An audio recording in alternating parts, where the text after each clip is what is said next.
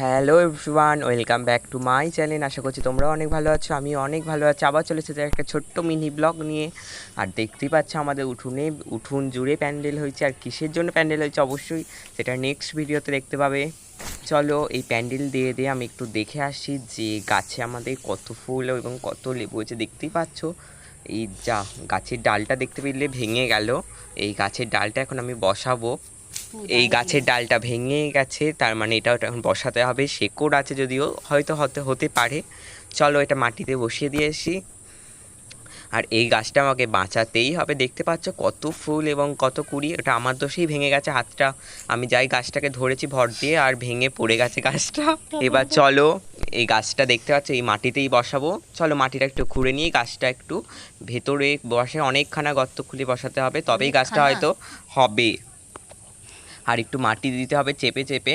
আর আমাদের এখানে মাটি হলো এঁটেল মাটি। দেখতেই পাচ্ছ গাছটা কত সুন্দর লাগছে।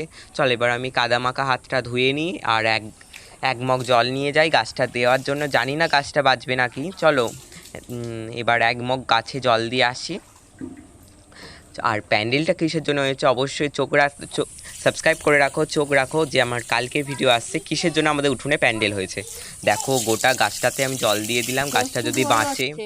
আর চলো ভিডিওটি আজকে আমি এখানেই রাখছি। সবাই ভালো থাকো, সুস্থ থাকো।